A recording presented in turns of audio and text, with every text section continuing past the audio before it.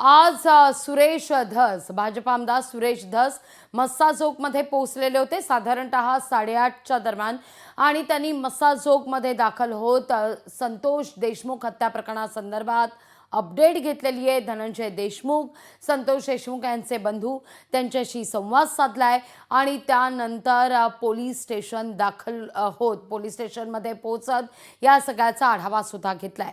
ग्रामस्थांसोबत नेमकी काय चर्चा झाली, धनंजय देशमुख यांच्या संदर्भात नेमकी काय चर्चा झाली, धनंजय देशमुख यांच्या समवेत या सगळ्याविषयी बोलण्याकरता सरपंच संतोष देशमुख यांचे बंधू धनंजय देशमुख आपल्यासोबत थेट जोडले गेलेले आहेत।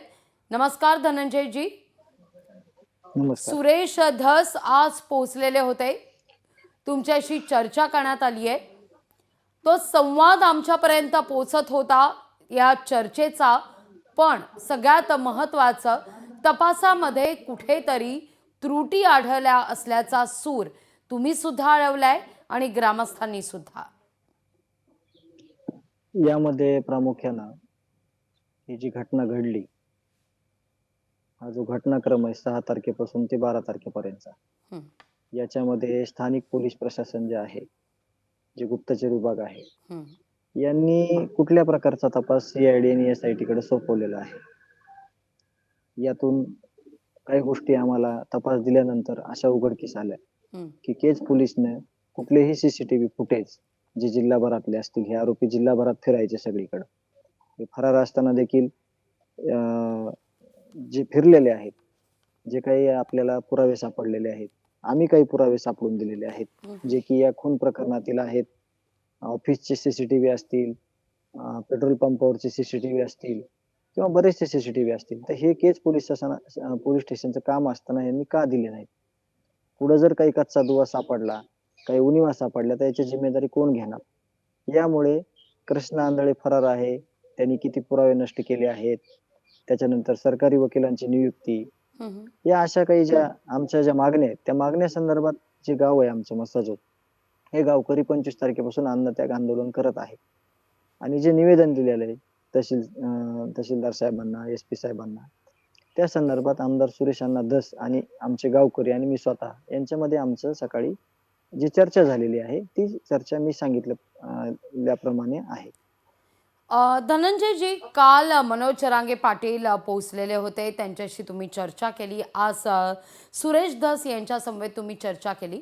तुम्ही जेव्हा संवाद साधत होता तेव्हा मात्र तुमचं म्हणणं एकच होतं की हे त्यांना करायचं नाहीये, त्यांना करणं शक्य आहे न्याय देणं, पण त्यांना ते करायचं नाहीये असा सूर तुमच्याकडून आळवला जातोय। कुणाला हे सगळं प्रकरण धसास न्यायचं नाहीये? नाही, हे प्रकरण तर आम्ही आरोपींना फाशी द्या म्हणतोय आम्ही, तोपर्यंत थांबणार नाही, कारण का डायरेक्ट माणूसच आमचा त्यांनी घालवलेला आहे, खून केलेला आहे अतिशय चुकीच्या पद्धतीने। जरी ह्याच्यात कुणी अडसर येत असेल तरी गाव 18 पगड जातीतील लोकप्रतिनिधी आहेत, सामाजिक कार्यकर्ते आहेत आणि सगळ्यात प्रमुख म्हणजे मनोज दादा आहेत, ज्या मनोज दादांमुळे हा एफआयआर दर्ज झाला, नाही तर या प्रकरणातील एवढ्या गंभीर गुन्ह्यातील एफआयआर सुद्धा साधा आमचा कोणी घेत नव्हतं। एफआयआरच झाला नसता तर ही चळवळ उभा झाली नसती, लढा मागेल म्हणजे उभा राहिला नसता आणि न्याय कुणाकडे मागायचा? ज्यावेळेस आपल्याकडे पेपरच नाही गुन्ह्याचा, तर आपण न्याय कुणासाठी कुणा मागणार आणि काय न्यायावर आपण अवलंबून राहणार? तर त्यामुळे आम्ही कुठेही थांबणार नाही, त्याच्यामध्ये कुठलाही अडसर आला तर आम्ही तो बाजूला काढू आणि आमची जी भूमिका आहे न्यायाची ती आम्ही कुठेही थांबू देणार नाहीत। आणि जे तुम्ही मला प्रश्न विचारला की ह्यांना हे करायचं नाही, तर तो भाग असा आहे की आरोपींना ज्यांनी पैसे फोन पे केले, आरोपींना ज्यांनी फरार करण्यात मदत केली, आरोपींच्या ज्यांनी गाड्या ठिकाणाला पोहोचवल्या, आरोपी हे घटना करताना ज्या काही लोकांना ह्यांनी कॉन्टॅक्ट केले, त्या लोकांना सह आरोपी करता येतं ह्यांना, पण करत नाहीत, हे माझं त्याच्यातून बोलण्याचं मत आहे। अशी कोणती नावं आहेत की ज्यांना सह आरोपी करता येतं पण केलं जात नाही? नाही, अशा असंख्य नाव आहेत, ते तुमच्या माध्यमातून जास्त लोकांना दिसलेले आहेत। तुम्ही सीआयडी ऑफिसचा सीसीटीव्ही आणा, तुम्ही त्याच्यानंतर हे बीड पोलीस स्टेशन मध्ये जे काही तिथे घडलेल्या घटना आहेत तिथले सीसीटीव्ही बघा, तुम्हाला दिसतील। एखादं नाव घेण्यापेक्षा याच्यामध्ये एवढी मोठी साखळी आहे, गुन्हेगारांचं समर्थन करणारं हे महाराष्ट्रातलं पहिलं रॅकेट असेल, की जे हं. गुन्हेगारांना समर्थन करतंय. 302 सारख्या गुन्हा ज्यांनी केलाय त्याला समर्थन करतंय. त्याचं मनोबल वाढवतंय. अशी ही महाराष्ट्रातली पहिली घटना असेल, की जे आरोपींना आरोपी म्हणत नाही, आरोपींना समर्थन करतंय. धनंजयजी, तुमचं असं म्हणणं आहे ते आरोपी आपल्यासाठी आरोपी आहेत, त्यांच्यासाठी हां. मित्र आहेत. कृष्णा आंधळे, आत्ता धस यांनी देखील वक्तव्य केलं की कृष्णा आंधळे हा बेपत्ता आहे, गेले अनेक दिवस सापडत नाहीये. पण तोच कृष्णा आंधळे पोलिसांसमवेत जाऊन चर्चा करतोय, चहाचे घोट घेतोय. या संदर्भात काही तुमच्याकडे पुरावे आहेत का? जे पुरावे घेऊन तुम्ही फडणवीसांची भेट घेणार आहात का? नाही, भेटीचं काही नाही, पण पुरावा आम्ही शेअर केलेला आहे. तो सोशल मीडियात आलेला आहे. जे राष्ट्रवादी काँग्रेसचं जे केसचं विष्णू चाटेचं ऑफिस आहे, त्या ऑफिसमध्ये हे सगळे आरोपी हं, कृष्णा आंधळे आणि काही पोलीस एल-सी-बी मधले काही लोक, काही पोलीस प्रशासनातले लोक हे चहा घेतायत, हार बुके देतायत एकमेकांना, हं, हं. फोटो काढतायत, ते फोटो शेअर करतायत. हा पुरावा आम्ही ह्याच्यापूर्वीच दिलेला आहे. म्हणून मी खात्रीनं किंवा माझ्याकडे पुरावा आहे म्हणूनच म्हणलो, की तो आरोपी हा देशमुख कुटुंबियासाठी आहे, समाजासाठी आहे, न्याय मागणाऱ्या लोकांसाठी आहे. तो त्या पोलीस प्रशासनासाठी मित्र आहे आणि त्याचा पुरावा तो सीसीटीव्ही फुटेज आहे. हं. पोलिसांनी CID कडे हे सगळं प्रकरण सोपवलं आणि हातवर केलं असं तुमचं म्हणणं आहे. नवनीत कौवत, तुम्ही कौतुकही करताय नवनीत कौवत यांचं, पण त्यांच्या खालची जी सगळी फळी आहे ती मिलीभगत असल्याचा तुम्ही थेट आरोप केलाय. नाही, आरोप मी करताना खूप जिम्मेदारीपूर्वक बोलतो. हं, माझ्याकडे ज्यावेळेस कुठल्या घटनेचं काही पुरावा असेल, तरच मी तुमच्याशी मला जास्त इंटरेस्ट आहे त्या बोलण्याच्या गोष्टीमध्ये. बरोबर. म्हणूनच मी म्हणतोय, की ज्या गोष्टी पुरावा आला, हं, तरच मी तुम्हाला बोलतो. नाहीतर अंदाजे कुठेतरी माझ्याविषयी सगळ्यांना सहानुभूती आहे, घटना खूप गंभीर आहे, मग मी 4 गोष्टी खोट्या बोललो तरी तुम्ही ॲडजस्ट हं, करताल, असं अशा हेतूनं कधी बोलत नाही मी. माझ्याकडे ज्यावेळेस पुरावा येतो, त्यावेळेस वेळेस बोलतो मी. हं, हं, आता मूळ विषयावर येतो. तुम्ही जे बोललात मला आता, हं, की ज्या स्थानिक पोलीस प्रशासनानं हात वर केले, हं. त्याचाच हा भाग आहे. हे सीसीटीव्ही फुटेज स्थानिक पोलिसांनी सीआयडीकडं द्यायला पाहिजे होते. तर ते दिले आम्ही. अच्छा. म्हणजे इथं त्यांचं काम संपलेलं होतं का? आम्ही दिलेत. हं, आमच्याकडे त्याचा पुरावा आहे. आम्ही पोलीस सीआयडी ऑफिसला ते नेऊन दिले. त्याच्यानंतर ऑफिशियली त्यांनी त्याच्यावर कारवाई करून सगळे सरकारी पंच घेऊन तो पुरावा हस्तगत केला. तो की सढळ पुरावा आहे. हे काम कुणाचं होतं? केज पोलीस स्टेशनचं होतं. हं, हं, की जिथं आरोपीचं ऑफिस आहे, तिथल्या आसपासच्या एरियातले काही सीसीटीव्ही फुटेज त्यांनी हस्तांतरित करणं गरजेचं असताना त्यांनी हातवरी केले. हं, म्हणजे हा जर पुरावा नष्ट झाला असता, तर त्याची जिम्मेदारी कोण घेणार होतं? म्हणून मी म्हणतोय, हं. की त्यांनी हात झटकले. धनंजयजी, मला आता सांगा की हे सगळं प्रकरण सुरू होऊन या सगळ्या प्रकरणी तपासाला आता सुरुवात होऊन जवळपास आपण पकडूया 2 महिने झालेले आहेत. डिसेंबरपासूनचं हे सगळं प्रकरण आहे. आज 2 महिने पूर्ण होत आहेत, किंबहुना 2 महिन्याहून अधिक काळ लोटलेला आहे. पण आत्तापर्यंत तुम्ही पोलिसांना, म्हणजे जे तुम्ही म्हणताय की हे सगळे पुरावे, काही पुरावे जे आहेत ते पोलिसांनी खरं तर देणं गरजेचं होतं, पण तुमच्याकडून ते देण्यात आले.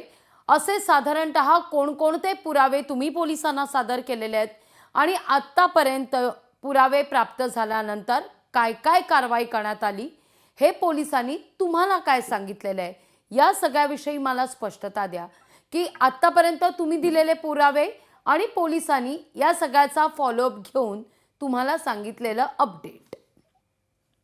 आता ह्याच्यात 2 भाग आहेत. जे सीआयडी आणि एसआयटी जे तपास करते तो एक भाग आहे हं, आणि जे केज पोलीस स्टेशन आहे, त्याचे डीवायएसपी साहेब आहेत. त्यांनी फक्त तपास हँडओव्हर केलाय. म्हणून त्यांची जिम्मेदारी संपत नाही. एक माणूस म्हणून, एक जिम्मेदार माणूस म्हणून त्यांनी जे करायच्या गोष्टी आहेत, हं, त्या केलेल्या दिसत नाहीत. परंतु जे एसआयटी, सीआयडीकडे आम्ही जे पुरावे दिलेले आहेत, हं, त्यावर त्यांनी कारवाई आणि त्या इन्व्हेस्टिगेशनमध्ये त्या गोष्टी घेतलेल्या दिसत आहेत. कारण त्यांनी जे आम्ही पुरावे दिलेत, त्याचे शासकीय पंच नेमून ते DVR बाजूला करून त्या गोष्टी केलेल्या आहेत. हं. परंतु यांनी काय केलंय हे अद्यापही स्पष्ट नाही. म्हणूनच आम्ही मागणी केलेली आहे, की तुमचं काय नेमकं कार्यक्षेत्र आहे, तुम्ही काय केलं पाहिजे आणि काय केलं म्हणजे का करायचंय? असं आम्ही त्यांना मागणी केलेली आहे. अगदी. काही आरोपी जे होते ते जंगलातून पळून गेले असा तुम्ही संवाद साधताना सुद्धा तो पुरावा दाखवत धसांशी तो संवाद साधला. आणि काहींना मात्र, काही आरोपी हे थेट नावच घेऊया, कृष्णा आंधळे अद्यापही फरार आहे. हे सांगत असताना तुम्ही कृष्णा आंधळेच्या संपत्तीविषयी पाढाच वाचलेला आहे, अगदी दसांनी सुद्धा पाढा वाचलेला आहे. संपत्ती जप्त करण्यात यावी असा निर्णय घेण्यात येतो, पण अद्यापही आंधळे फरारच आहे. पाणी नेमकं कुठं मुरतंय, तुमच्यापर्यंत काय आउटपुट पोहोचतायत? इथं एका गोष्टीची कीव येते की वाशी सारख्या ठिकाणी कुठलं जंगल आहे, किती घनदाट. हे खरं तर सॅटेलाइटद्वारे तुम्ही तुम्ही सुद्धा बघितलं पाहिजे. हं. तिथं कुठल्याही प्रकारचं जंगल नाही.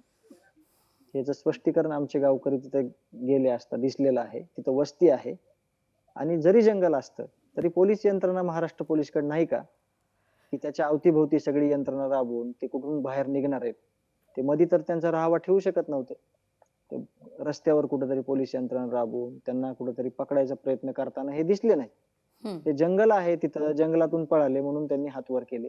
हे चुकीचं आहे. तिथं जंगल कुठल्याच प्रकारचं नाहीये.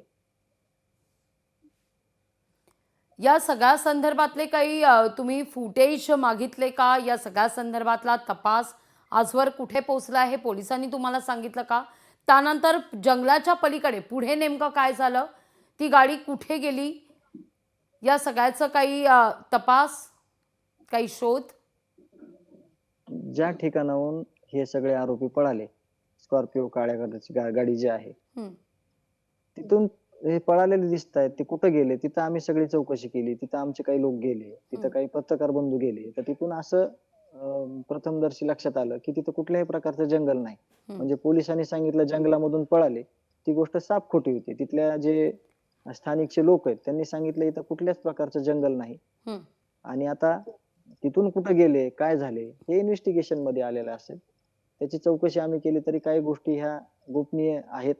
अच्छा. त्या तपास होत आल्यानंतरच ते आपल्या पुढे येणार आहे.